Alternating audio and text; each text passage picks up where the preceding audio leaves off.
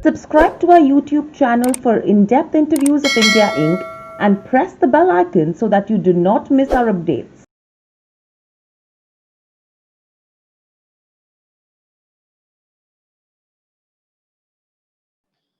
Hello and welcome to Nirmal Bang, ladies and gentlemen. We have Mr. Harihar Krishnamurthy, Treasurer and Head for Global Markets at First Rand Bank, joining us. Welcome to the show, Harihar. It's a pleasure to speak to you as well. My first question coming to you is clearly the last monetary policy that we saw from the RBI. Do you think that's something that the bond markets, are cherishing the measures that have been proposed, taking into consideration the kind of moves that we're seeing in terms of bond yields right now? Undeniably, I think the credit policy, was expected to be, in one sense, a slightly damp squib because the new members had just joined it. So there was always an expectation that, how many big measures can be announced in a short span of time. And considering that limitation and considering the fact that they actually did not do a rate cut, I Mm, think the amount of stuff that was achieved, both by the language used, both by a sense of direction for the future given, and also the actual measures undertaken. So, whether it was a further LTRO of 1 lakh crore that was being announced, whether it was a clear direction that they do not see this rate cut cycle or accommodative mm, cycle being changed for quite some tenor. Now, that's a brave statement to make, considering that we've had 3 months of what they call pent up demand. Now, you can't call 6 months of pent up demand to be of catch up. So, I think mm, in that kind of backdrop, I think the finance department or the RBI has been very clear in giving a direction to the people that listen, I'm not going to hike interest rates. I think that was good. The HTM hike was good. So that's mm. where you saw the 10-year yield benchmark dropping from 6% to that 579 lowest point until, of course, it's now settled down at 585. So I think it was a very good move. Language wise, at markets acceptance of the new members of the monetary policy, and of course, the language Mm. surrounding the measure. Right. So, with the language, do you think that the RBI is indicating its intent to bring down bond yields, uh, at least through OMOs right now? I think the intent to bring down bond yields is obviously very, very clearly there. Mm, What was coming in the way was obviously the fact that inflation seems to have caught up. Earlier, it was seen as supply side bottlenecks. Now it looks like a more structured, more kind of sticky mm, inflation where lots of cost of inputs have gone up. So if you're the Reserve Bank of India, you know in your heart that it's not going to really go down. Like today morning, I was watching rubber prices internationally. Tokyo rubber has gone up by 80% in this calendar year. And you can probably put various metals and everything there, all mm, prices have gone up. So inflation is sticky. So where the RBI really needs to probably move in is come out with the liquidity pushing it. It's been helped partly by the fact that dollars have been gushing into the country and they've been sterilizing the dollars and rupees have been into the marketplace. mm, In that kind of a market, a very firm indication that OMOs will be there as a certain part of the armory to infuse liquidity into the marketplace. I think that was very clear. What would the markets have loved? The markets would have loved literally a calendar saying that every month we'll come up with 30,000 crores or 40,000 crores. I think, but that would have been asking for too much considering that it was the first MPC meeting after it was constituted. So the fact that they hiked the per week OMO amount and the fact that they increased the spread of it to include the SDLs, I think those were very, very positive moves. So will they continue? The market expects them to continue. Given the yield where it is, given the fact that even a 10-year yield mm, is below inflation levels, I think mm. that normally is not a sustainable kind of position. It can only sustain if inflation is expected to sharply come down or RBI is expected to do a lot of liquidity infusing measures. So right now the Mm. confidence is there that the OMOs will continue.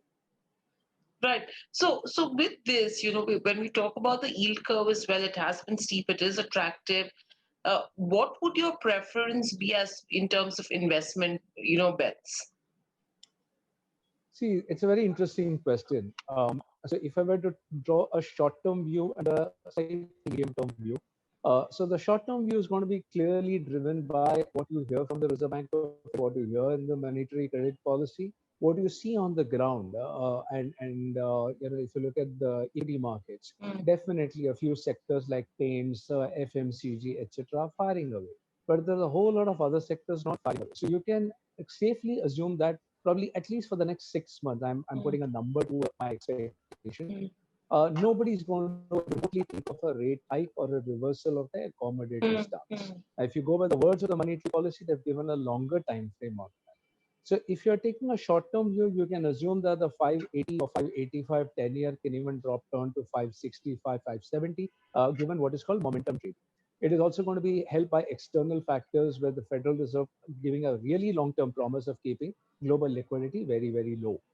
And if not into the debt markets, at least global money seems to be pouring into the equity markets in India, which gets sterilized and which therefore adds to the rupee liquidity, mm, which in turn leads to bond buying. So I think short term, I would buy the longer term paper, partly because there is a lot of yield still left out there. If you look at the shorter term yield, it's going to be safe buying a 1 year T-bill, but you can still assume that one more rate cut can happen.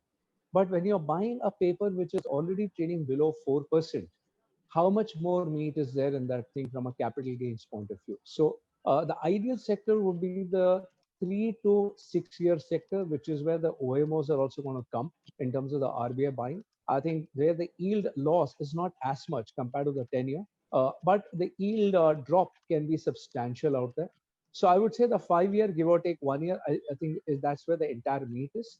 But you could also buy the long term 10-year, but clearly as a momentum play. Longer term, I was just mm, cautioning that remember, inflation is not going to go away. And I'm quite heartened by the fact it's short term. But I think the way the Indian economy seems to have recovered to the government's measures, I think it's phenomenal at the headline level. I think people are going and buying things and not just cars, they're buying everything. mm, So if that momentum continues and the GST collection that we saw today is an indication, or at least a early indication of that, along with every other high frequency indicators that have been coming out, I think then you have to assume that all these measures that have been put by the RBI to boost the economy can be pulled out faster than later. And therefore, buying a long term is obviously beset with risk, unless you have managed to put it into your HTM category, so you have at least a buffer for 2 years. mm, mm. Right. So, Hariyar, with this, taking the RBI's efforts into consideration, uh, they're trying to suppress bond rates via the yield curve. Do you think that's something probably that could be endangering their own inflation target? It could be, it could not be. So you go back to basic of economics that in India, and this has been debated ad nauseum, is inflation fueled by easy money or is inflation being fueled by supply side cost of inputs? So if you look at crude as a classic example, crude today is below 40. Both NYMEX and Brent are below $40. Hmm. But the price at the pump is probably the highest ever. That is because you need taxes to be hiked so that the fiscal deficit can be managed, so that the government borrowing program doesn't go out of whack, both to meet the normal government expenditure and the COVID related expenditures. So that fine balancing leads to a situation where if petrol and diesel prices are going up, then obviously a whole lot of value chain usage of petrol and diesel will also add up to the cost. So some of this inflation is going to be there and sticky, and it's definitely not fueled by the fact that bankers are lending money on commercial Hmm. paper at 3 and 4% to people. Maybe one or two sectors like real estate, cheap money could fuel a lot of purchases, as indeed looks like the behavior in the last 2 months. But there, I would probably say that it is accompanied by a price fall in the end product, which is a flat prices. So I think that's not inflationary. So no, I don't think that the RBI cutting the interest rates would probably endanger the inflation targeting activity at this point in time. Where one has to be careful is savings. Hmm. You are probably unwittingly having a negative interest rate for savers in this country. So at Hmm. what stage are they going to give up and say that I don't like a 3% rate that the banker is offering, on which I pay tax and inflation is 6 and 7%? So should I go and buy gold? Should I go and buy real Hmm. estate? Should I go the old habits? If they come back, then money which has come into the financial system after a lot of work can exit. So which is where I think the governor alluded to that the trick is really to keep it low, keep it accommodative until the economy needs a help, but be very agile and move it out as soon as it is believed that the economy has actually found its own speed and is Hmm. back on the rails. Right. And then with this, what's happened is lately, if you talk about the relationship between the bond market and RBI, it seems that they're turning combative because Since that auction, RBI has rejected bids almost three more times for the 10-year bonds. What is this actually indicating? See, I wouldn't use words like combative. Combative seems to suggest that one is a right view and the other is not Mm, accepting the right view. mm, This is like COVID. Is COVID gone? Is COVID not gone? mm, Europe and US thought COVID is gone, and now you and US you have 1 lakh per day. Similarly, inflation numbers are driven by various factors. So, if the market believes, and this is a market, remember, as I just alluded to, you're asking the market to buy a 1 year paper at 3.5 and inflation is 6.5. You're asking the bond markets to buy at minus 3%. Now, this would be a headline article if you saw the Euro bond or the US bond running at 3% minus as compared to inflation level. So these are natural levels where bond dealers are buying at 3% and 2% below inflation levels. They're going to be very, very nervous that when the turn is happening. Secondly, the bond dealers are also looking at the equity market for corroboration. If the equity markets were to be at 20,000, then I think the bond dealers would be more comfortable even if inflation is going to go up because they're going to say the economy is really tanking.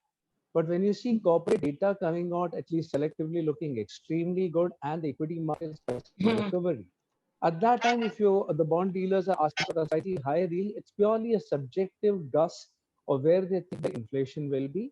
And I think that is where I think the current credit policy was super clear. I think there was a lot of forward visibility being given to what the RBI will is planning. mm. I think which is why it was well received and not just a rate cut. This market doesn't necessarily want a rate cut. It wants a bit of Correct. predictability in terms of people's positioning so that they know how they can react to the whole thing. Mm, And of course, it was not just a view, the HTM space, giving them people extra space to keep it for an extra time. I think that also helps a lot because by that time you can assume that even if inflation were to go up, GST collections will come back and then the government borrowing program can drop down because this year, probably 5 months, the government lost the GST collections. They were mm, probably 50% of what is a mean run rate, which is why they had to borrow 4.2 lakh crore extra and pencil it in their borrowing program. So if next year that is not going to be there, even if inflation were to go up, government borrowing program may come down from the marketplace, and that itself will lead to the yields going down, irrespective of where inflation is. So I think the noise that the RBI gave this time alongside the credit policy, I think that was very powerful. But the nervousness in the market is purely because you're buying bonds at mm, 2-3% below inflation levels. Right. So with this, if you talk about OMOs as well, what's the quantum that we could see in totality for FY21 according to you? See, here your guess is as good as mine. So Mm, I would probably just give two numbers here. Number one is the fact that we were always seeing the liquidity surplus in the marketplace, including the monies that the people had borrowed from the LTRO, mm, was around the 5.5 lakh crore range. Now, when the RBI in the previous credit policy announced that people can return back the monies that they had borrowed at a higher rate, the markets indeed returned back more than 1 lakh crore, and therefore the surplus in the market is come down to about 4 lakh crore. This is a mean run rate. So this is one factor people have to bear in mind. The second thing is if this surplus starts going down, and we are all expecting credit to go up, credit pickup to happen alongside the recovery in the economy, at least in parts of it, then the market needs to have enough, shall we say, liquidity to both cater to both the center and the state government borrowing, and to cater to the credit. So mm, in that context, what is the last OMO peak that happened? 3 years back, the RBI totally, if I remember my numbers rightly, they had done a OMO total of about 2,80,000 80. crores. Mm, So technically, they can do up to that level. But I don't think it's a predetermined number. I think they will keep watching what's happening in the marketplace. So what all things can happen tomorrow if some massive oil inflow were to happen for a FDR and mm, $20 billion comes into the marketplace, which gets sterilized. Overnight, you have 1,40,000 crores of liquidity coming in as the dollars get sterilized. Then that mm, much of OMO doesn't need to happen because rupee. So it's a dynamic market, and I think we are in the right space because whether it's tech-led infusions or whether mm. the other infusions, we are seeing a decent amount of FDI. So if I were the RBI, I would balance out. If enough FDI comes in, the need for OMO goes down because ultimately, what is the purpose of the whole thing? To keep the yields down and push the liquidity of rupees up. Right. So with this, we have the US presidential elections. Do you think that's something which could impact the flow from foreign portfolio investors with regards to the Indian sovereign bonds? And what's the kind of impact we are seeing out of this? Well, the US elections are going to be very interesting because you see all kinds of polls. So, in terms of actual economic effect, okay, from the headline level, what I can make out is if Mr. Trump wins, then it looks like the trade wars might continue in their intensity, and therefore global trade flows will be less, which Mm, will for India be a slightly negative situation because your export capability will come down. If mm, Mr. Biden wins, then it is assumed in the market. We have to see actually what they do. Is there might be a bit more of peaceful noises being made and some semblance of return to normalcy. In mm, which case, it opens up space for India, and therefore the rupee could strengthen. Coming to your precise question, what happens to the liquidity of dollars? The Fed has been independently managing, as you have been seeing, irrespective of the noise around their policy. They have been consistently saying that we will keep it low. We will keep it low for another 1.5 years because we're tracking the economic data. So they are going to pump in liquidity as they indeed have been. Will this find its way into the Indian bond markets? This year, the overseas guys are not liking the Indian bond markets, excepting maybe in the last 1 month. Overall, they've been staying away from the bond markets because the bond yields have come down to very low levels. And the hedging cost has also gone up high. It's gone above 4%. So after you hedge, there is not enough dollarized return left in the marketplace for the foreign investors. So my sense is EC liquidity will fuel the money flow into the equity markets, and that will continue. But into the bond markets, I think people will be wary of an inflation spike, a possible hit to the mark to markets in the coming months. So if you are a hedge fund, you want to take a pure view on the rupee, then I think that's a sensible view. You would think that the rupee is going to be steady to strong. Then you don't mind taking a 0.5% currency and putting it in a 4% currency and then not hedging your exchange risk and then trying to make a 3.5%. But this is a typical game that the hedge funds would do and not necessarily the long term investors who would probably want a higher yield for comfort. right. So with this, now if you talk about, as we mentioned about crude Hariyar and the US Treasury yields, if there is any sharp movement on that front, on either sides, then what's the kind of impact are we expected to see? See, I think directly, as I mentioned, luckily because this year we have not got too much of money into the debt markets. A hike in the bond yields may not impact the bond yields, excepting in a psychological sense. So, from a psychological sense, it plays a much bigger role than in an Mm, actual rupee kind of sense. So, I this year I'm quite certain that whichever party wins in the US, you're going to see very soft interest rates, and you're going to see crude also being very low. These are the two single factors which matter a lot, alongside, of course, the dollar index, which seems to be ranging in the 93, 94 level. We are not seeing any one of these three factors changing in the next 6 months, the next visible 6 months. And therefore, external pressures on the bond yields as a result of a change in stance is very, very low. I think what we will have to be very about is in a very contradictory sense. If the economy takes off, and I hope it does, and validates the stock market prices, that is when I think the bond dealers would worry before the RBO worries that most of the accommodative measures that have been put in will be the withdrawal process would start, and that wariness will probably push the bond yields down rather than any factor coming in from the US affair. right. And overall, Hariyar, clearly, do you think a valuable policy tool that probably remains underutilized by the RBI is debt management right now? Or even for that matter, if you talk about the optimal structuring of government borrowings through debt securities of various features and tenors. I think they've been doing a very good job under the circumstances. One Hmm. has to remember that India is not a kind of deep market. You only have banks, you only have insurance companies, you have mutual funds. These three animals, we keep buying the paper. So if you want to do exotic stuff in India, you need buyers for it, and buyers are not the banks and the mutual funds and the insurance companies, but the underlying guys who put the money in. And most of these monies have been entrusted to these three institutions on account of safety. The yields are nothing to write home about. So if you're going to buy a low yield paper and buy a high risk item, then it's not going to work. So really, all the efforts will have to be probably not just the government and the RBI, but the market will have to evolve. So the way the REITs have suddenly started getting a bit more popular with the entry of the PE funds, which have imparted at least a lot of credibility to the valuation process, and then managed to provide the last mile funding and have exited those positions and have given it to the mutual funds as well as to other insurance funds.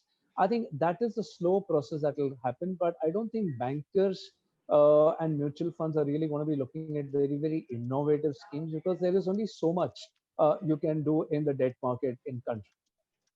Hmm. Right.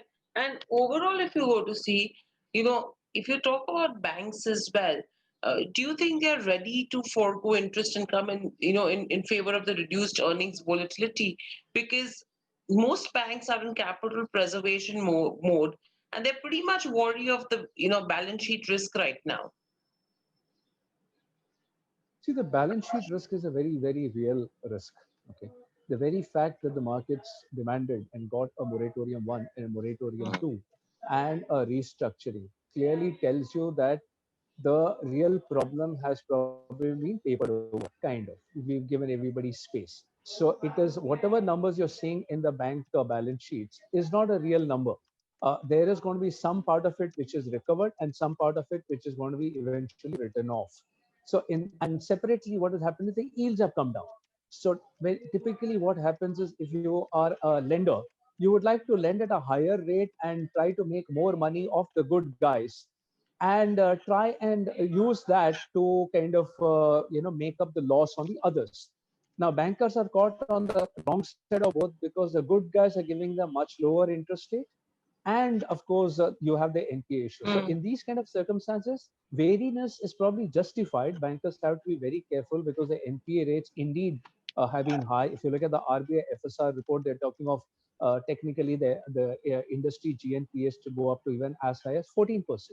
So 14% is a high enough rate where bankers who are interested with other people's mm, money and are acting as trustees have to have a certain amount of caution when they lend the money, especially as there is also continued talk of the FRDA bill eventually getting passed or bankers getting more privatized. So eventually you might have a situation years from now where depositors will probably have to pick up the negative outcome mm, of mm. any bad lending. So I think bankers have to prepare for that, and while they try to lend money out, they'll have to make sure that the money lent does come back. Right. And with this, do you think that the current crisis that we are seeing uh, probably could be a good opportunity for RBI to actually hone its debt management skills and remedy some of these structural issues of the Indian debt markets? See, I go back to the same thing. I think the Hmm, mesh the what else? So if the RBI were to ask you, okay, what else do you think I should do? Okay, hmm, they've hmm, come with fixed rate bonds, they've come with floating rate bonds, they've come out with zero coupons twice in the history of the debt markets. They've come out with T-bills, they've come out with repos, they've come out with LTROs. So within the realm of possibilities, I think they've done quite a bit of it. When we hmm, call, when we say structural, hmm, ability of the bond market, I think in eventually most of these demands are coming from the corporate sector. What they say is, if I have a dream to build a renewable power project, I think I should be able to issue a bond in the marketplace, and you and I, in our individual capacities, should be funding it. Okay. Now, that's not a fair dream because in the global markets, a different class of institutional lenders funds a renewable power project, lends greenfield projects. So it is not, if you take even the Canadian pension funds, they have built such a level of expertise in managing the kind of projects that they do. And even they don't do lending across the board. They might like highway projects, they might like commercial real estate, they may like residential real estate, they may not like steel. So I think unless and until the lenders have a lot of technical skills to take over a project and hmm. manage it, asking them to invest their money or third party money is going to be a bit of a challenge. Separately, of course, the yields. You have to ask yourself how many people would really, retail buyers, want to buy a 4% Government of India paper on which they pay full tax. So the yields are also, something that comes in the way. If the yields are very attractive, then people, retail, corporates, they would all buy it. At these Mm. levels, it is always a challenge both for banks and for others to kind of make up their minds to buy the paper. Right. So from here on, Harihar, what's the view that you have over the next 6 to 8 months? Where do you see bond yields moving? I think I'm seeing a down up move directionally. So in the short term, the Mm, accommodative stance promised by the RBI, markets mm, continuing to believe that Y on Y inflation numbers will come down to, mm, if not four, earlier markets are thinking four, now at least five. Okay. That will be below the 6% top benchmark that the RBI and the MPC have. And that might give the last rate cut possibly. Market is divided on some people believe it will be a flat, no more rate cuts, and a large, a long accommodative stance. Others believe one more rate cut and a long accommodative stance. Either way, I think short term, to the 3 to 6 month sector, flat to downward move on the yields. mm, After that, as I mentioned, I think if inflation again spikes up, and tons of things are happening. So a simple thing like the farm bill is getting passed. It is only it's high time that the farmers get a good price for the produce that they toil to make. But that obviously will mean that the inflation numbers will also go up, as indeed probably you see when onion goes up, when potato prices go up, when sugar prices go up. It's not all negative. The farmers are getting mm, some money in their hands after a long time, and hopefully the rural spend will increase. But inflation will go up, and corporate India might have to end up paying a price for it. You can't have a situation where corporate India says I should continue to get a 3% minus mm, inflation, but my end products will all go up alongside inflation. So you would actually struggle in this market to find out any corporate which has actually start cutting prices in the marketplace because they have correctly seen all the input prices going up and therefore have upped the price of the products. And therefore, eventually, banking sector also will probably you'll see the yields going up. So maybe after 6 months, mm, it is time to be very wary that the market will become more logical and mm. interest rates will probably go above inflation wherever that inflation number is. Right. And then with regards to the Indian rupee as well, where do you see it averaging for 21 and 22? Because in between, we were hearing conversations where everyone was expecting that there is a possibility we could see the rupee averaging at 80 to the dollar at one point in time. I think that if anybody was indeed mentioning that, I think that's out of the window, and for various reasons. One is the dollar index is down, so all emerging markets are up. Dollar interest rates are going to be low for quite some time, so money into equity and debt globally into all regions is going to continue to keep gushing. COVID, at least, is impacting the globe much more than it seems to be impacting India at this point in time. And therefore, oil prices are going to continue to remain low, if not at $40, at least at $45 and below that. Mm, So, given all of that, I think these are huge savings. So, a simple mm, thing like oil itself is probably giving a $40 to $45 billion mm. annualized savings every year. I think that's a Okay. huge number. So even if the FPIs are not pumping in as much into the market as they are, the oil savings have taken care of that. What we have to be also, lauding is the fact that our reserve position is absolutely phenomenal. Now Mm, at 100, $550 billion plus, even if it falls down, not an issue. Gold, where it is at the current prices, people would want to believe that it'll go and check $2,000 per troy ounce again, but it's now come to the slightly unaffordable territory. So I don't think the gold demand is going to go back to the 800 tons per annum demand, which was the steady state demand that it had seen in the past. So if oil and gold are two main items of import are kind of backing off, and globally, at least the commodity that we are concerned with, not necessarily steel, but oil, continues to be soft, and we have alternative forms of energy being pushed in our country. I think the rupee range is going to be more broadest of range 73, 75, more narrower steady state range 74, 75. I think that should be good enough. I'm talking of 21. 22 is still far away. So if you get mm. a vaccine and that vaccine turns out to be a convincing one, I think all bets are off. Then we're talking of a new world, hopefully a happier world, but not for bond traders. Right. That's something I think everyone's watching out for. Let's see where we head from here on. Thank you, Hariyar, so much for joining us on the show. It was a pleasure to create your insights as well with regards to where the money market is concerned overall. And hoping to see you back again soon once, things move from here on. And we wish you a happy Diwali in advance as well, and stay safe. And I hope you enjoyed the conversation as well.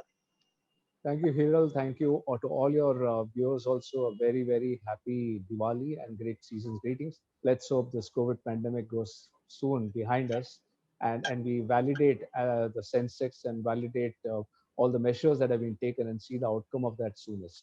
Thank you. Absolutely. Thank you so much.